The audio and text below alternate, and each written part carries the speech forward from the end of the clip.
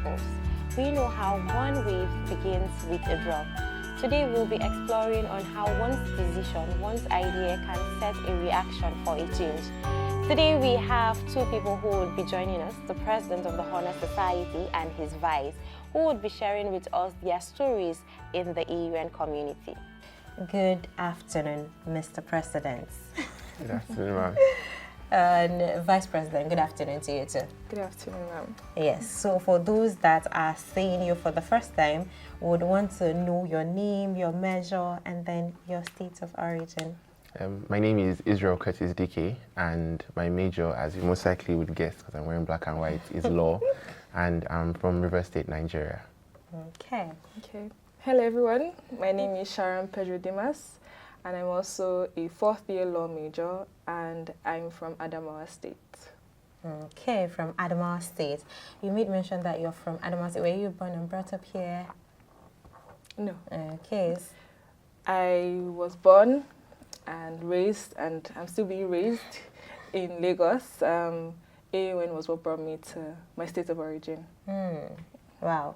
AUN is the reason you have to experience how it feels like to be home, because of course. So, but how does it feel to be back home, even though you were never in Adamawa State, but now coming down to Adamawa State? How does it feel to be here? It's still quite shocking because this was never the plan, but I am very grateful to be back to my roots, because if not for AUN, I would probably not have had the opportunity to come, over here. But it's been a blessing. I've learned a lot about my culture. I'm still trying to speak the language, which is quite shocking. Okay, so because from which part of Adamawa State are you? I'm from the Demsa local government. Okay. So yes. Yeah. So, but coming to your state of origin, what's the difference, and how did you feel? Take me back to when you decided to come to AUN. How does it feel? You wanting to come to AUN, was it something that you just looked probably through our website and then decided to join the AUN community, or you just wanted to come back to your state of? How was it?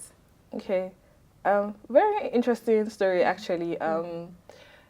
Like I said, coming to AUN was never the plan. In fact, I did diploma for a year in Unilag. That was always the plan. But my dad would always threaten me, "Oh, I'll send you back to Adamawa State, for uni." Yeah. And I was always scared. I'm like, "Nah, I don't want to go there," because of all the things I had heard. Yeah. But then something happened. Our results were seized because of malpractice and all of that. So there was a lot of drama going on at the time, and very random. So I was stuck. I didn't know what to do. So I was like, I'd have to start the process jam and all of that all over again. I started looking for new schools. But the plan was always go to Unilag. But then one random evening, I was scrolling through TikTok, and then I saw a vlog of a student of AUN saying that she was, come with me, go to school and all of that. I was like, oh, there's a school in Adamawa State. Interesting. So I started to do my research. I spoke to my uncle, and they were like, yeah, there's actually a school there. And that was how I applied. Yeah, and then being a first African Development University, I know that a lot of people will be like, in Adamawa State, how come? So what are they offering? Yes. Why would I be here? So for Mr. President, we want to hear your own journey. How was it, you choosing to come to AUN? Okay, coming to AUN, like Sharon, it was never an option. AUN was out of the question because I had stayed in Abuja for 10 years before I went back to Port Harcourt. I was born in Port Harcourt, then I moved to Abuja and back. And in that 10 years of staying in Abuja, it was like a decision of my family that no one else in the family is going to go beyond Abuja. Like, we're not going to go to the core north, because we had experienced a lot in Abuja during the Boko Haram crisis, and all with the bomb blasts in Abuja. There was a lot of back and forth. And most of the time, my dad wasn't in Abuja, so he's like, everybody come back to Port Harcourt. So we went back to Port Harcourt, and going back to Port Harcourt was good. It was nice. And I think if I didn't go back to Port Harcourt, I probably would not be in AUN. So I was never supposed to come to AUN. I had made up my mind on the university I wanted to go to from SS1, but at the point of registration, they did not have law. Okay. And law was the only course I could have studied. I didn't want to study any other thing. So I picked a random option. I'm like, okay, whenever it's ready, I'll make up my mind and change it. So eventually, because I knew I could change this university I wanted to go to. And I knew I was never going to go to that school that was on my JAM form, so that was just for formality. And then after WAEC, most of my friends went to other schools in Abuja, but I knew I wasn't going to go to Abuja, so I was just, waiting. And then I decided to learn how to bake. And one random day, while I was baking, the person that was teaching me just said, "Oh, have you heard about AUN?" Like randomly, out of nowhere, said, "Oh, that he knows somebody who went there and that the school is really good. It's at Tikus University and it's in Adamawa State." And I said, there's no way my mother would agree. My mother would rather send me to a school in Port Harcourt than send me to a school in the north. And before that time, one of my friends wanted to come to AUN, but she eventually went abroad. And the reason why she didn't come to AUN was because everybody in the south thinks that once you step into the north, once you step into anywhere that's not Abuja, they're going to kill you because you're from the south. And her parents said she was never going to come to Adamawa, even though she was supposed to study international political relations here. So even though the politics department here was good, she decided not to come. And I said, never coming to AUN, never coming here, never coming to the north. And then I applied, and I realized that all I needed was my JAMB score to apply. And I applied with my JAMB score there at the bakery. And I forgot right there. I searched. They said fill your JAMB score and then we'll get back to it. I filled it, and that was it. I forgot about it. Only for my dad to call me a few days later that he got a call from somebody from AUN that was AUN, what's going on, that they had invited me to come and have a meet and greet with the president. It was President Maggie at the time.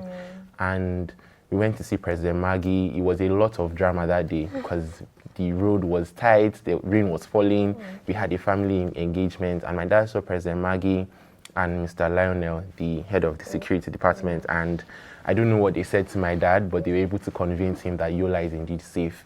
And that was in December, and we didn't hear anything from AUN again until a week to resumption. And I got a call that my admission letter was out. It's ready. And they said I had to be in school in a week. And my dad was, "What do you mean I have to be in school in a week?" Just told him today. And I don't know how it happened, but in a week I was in school. And it was like the most rushed decision of my life, but I'm glad my parents made that decision to send me to AUN. If I had not come to AUN, I would not have experienced things differently. Even if that school I wanted to have, if they had law and I had gone there, I may have excelled academically, but I think I would have regretted my options. Ouch. I actually want to pick it from where you ended, but then you spoke about the conviction was for your dad, because it was your dad that was convinced for you to come to Adamawa. So when your dad told you that, okay, I'm convinced, even though you said you filled the form, how did you feel? Was there any change of mind, or were you just all willing to move to the corners? Because before then, there was this perception that, okay, the north is not a safe place to be. Yeah, I think it didn't dawn on me that I was moving to the north until the day I arrived on campus. Are you serious? So it wasn't, you know how it doesn't click until you actually see it. It didn't register in my mind. I flew down from Port Harcourt to Abuja. It didn't register until I got to school. That was when I realized I'm in the north. This is real. I'm in the north. I had to come. I'm studying law at AUN, and I think the fact that my parents agreed to me coming to AUN, I think it just gave me some form of assurance. Because if my mom had insisted on she's not going to AUN, there's no way I would be here. There's nothing I want to tell my dad that would make him change his mind. But my mom agreed to AUN. She said she's done her findings and she believes that AUN is safe enough for me to go, and that Adamawa itself is safe. And again, I do not know what Mr. Lionel told my dad, but my dad has security, connections, and also he was able to explain to him the security implications of me coming to AUN, how the security department runs here in AUN, how safe it is to come to Yola. And my dad agreed. And but do you feel safe now in AUN? At least you've lived for like, is 4 years? 4 years. Yes. So how safe do you feel AUN is? AUN is so safe that I can go out at night and come back without being scared that I will be kidnapped. Adamawa in general is safe. It's, yes, you have to take security precautions and all as a person who doesn't speak the language here or doesn't know people here, but AUN itself is safe with the way they allow people coming to school and leave school, the security checks and all. And going out of school is safe as well because I can go out of school and I'm sure that I will come back without any issues. So AUN is indeed safe. Okay. And then you also made mention of had it been you didn't come here, you would have regretted your choices. Why do you say that? What's your own, what's that impactful thing that AUN has given you, or that platform? What is it about AUN that you feel is the right place for you, that you've made the right decision? Okay, I think it's based mostly, there's certain things, it's not just one thing. So if I had gone to any other university, because AUN is probably the only Nigerian university that has liberal arts education and that's a development university, I would have been well versed in education, in academics. I would have probably finished with a first class, top students, God knows what, but I would not have social skills. I would not have people that I would interact with and we would bond on a different level. I would not be able to see community service in a different light. I would not be able to understand different aspects of learning. I would learn in the traditional manner. Coming to AUN, I'm not just doing law. I've been able to experience international relations, been able to experience courses in business, entrepreneurship, and these are things that you don't necessarily see in other universities in Nigeria. So if I had gone anywhere else, yes, I would have been academically sound, but in other aspects of life, I may have been deficient. So when I compete with people that are not, that had that experience, maybe somebody from AUN now, I'm competing with them in the future and I did not go to AUN, I wouldn't have that edge. I would have to start learning some of these things outside at the marketplace, which AUN is already helping us to learn. So. And then your position being the president, I don't know if you can just brief us about it. How did it all start? Was it that you picked interest? How was the journey for you? Okay. I did not want to be president of the Honor Society. When I came to AUN in spring 2022, I wanted to have a very silent life, just do my schoolwork and then, get out, yes. But the AUN pushed me beyond my boundaries, made me do things that I would not have normally done as a person. It exposed me to a lot of people, brought connections to me, made me enroll for certain things, go for certain positions. Those I got, and it changed my time in AUN. So I joined the Honor Society in spring 2023. That was already a goal. I was like, oh, I have to join the Honor Society. It's an amazing association, amazing society. Why is it amazing? You know, there are others that are probably hearing this for the first time. What is the Honor Society all about? And then why do you think it's an amazing? Okay. The Honor Society is basically an association of students in AUN who have a CGPA of 3.5 and above. So basically, our top-notch students. Yes, the top-notch students at AUN. And in as much as they have high CGPAs, the Honor Society stresses on character, on leadership skills, and of course service to the community. So it's basically ensuring that yes, you are super smart, but you're still committed to giving back to the society. You're still committed to giving back to the community and your peers, yes. And your character has to be in line with your academics. So you're not just super smart and deficient in character, but you're super smart and you have good character, you have leadership skills, you can represent AUN at any point in time and AUN would not be scared. So that's what makes the Honor Society who she is. So I joined the Honor Society. I wanted to join. It was a goal, and thanks be to God, I got that goal. I got into the Honor Society. And I got in April, and then in May, they were having elections for the next executives. And I was nominated to be the PRO by the outgoing president, and I ran unopposed, and I won the election. And that was something out of the blue. I did not want to do it, but I did. And after I became PRO, I experienced that executive committee, and I said, okay, this is not bad, but I wasn't sure I wanted to be president. I wasn't sure I wanted to come back. Maybe I would have done it in my final year. Maybe just take a year back and watch where the society grows and, come back in my final year. But a certain young lady, Miss Sharon Pedro-Dimas, had a conversation with me prior to the election time, and she made me see that I had to run for president. Whether or not I lost, whether or not I won, I had to run. Why are you not running for president? We need ladies out there, Sharon. So she had to tell me that I had to run for president, and that even though I lost, it would expose me to a new side of me that I had not seen before. And I had never run for president before in anything.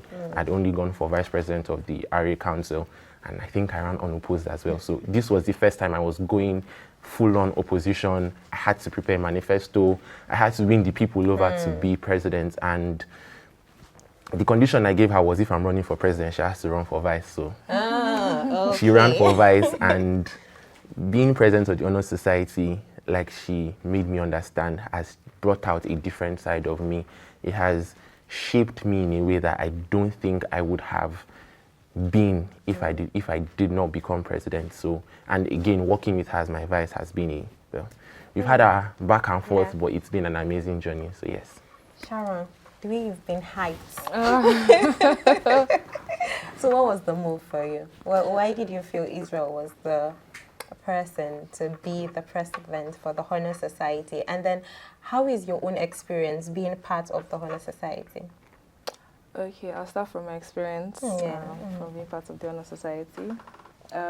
Just similar to what Israel, mentioned, when I came into AUN, my first roommate, I remember that day I just landed in Yola, and then I got to campus. And we were catching up, getting to know each other and everything. And then she told me, about the honors, that AUN is so difficult. Like the grading system, it's really high, it's really tough, so you have to be serious. That she wants to be in the Honor Society by next year. So I was already worried, because I'm like, okay, can I really do this? But just because of that, I pushed myself, and I was like, I will enter the Honor Society. And it's interesting because I don't think it was a decision I made consciously. It was a subconscious decision. And that I remember that evening very well. I was coming out from class, and I got the email that for an invitation, and it was mind-blowing. I was really, really happy that I set a goal, and then I achieved it. Yes, I know that our time is actually up, but then I just want to ask for one favor, that you guys are going to promise me that we'll see your face again, so that you just share with us your experience of, yes, how does it feel like tutoring your peers, you understand? Sometimes maybe it's course that you've already taken, or course you're taking with your peers at the same time, but then, yes, what are the challenges and then the advantages, because I believe there should be one. So not just to me, but to our viewers, are you promising me that we'll see your face again? Sure. Okay, thank you so very much, Mr. President and Vice President, for creating time to be here. And with that, I, Blessing Morris, is saying thank you to the Marketing and Communications Department for giving us this platform to bring these experiences of people that have had experience in being in the AUN community and bringing it to your view. Thank you so very much. Bye for now.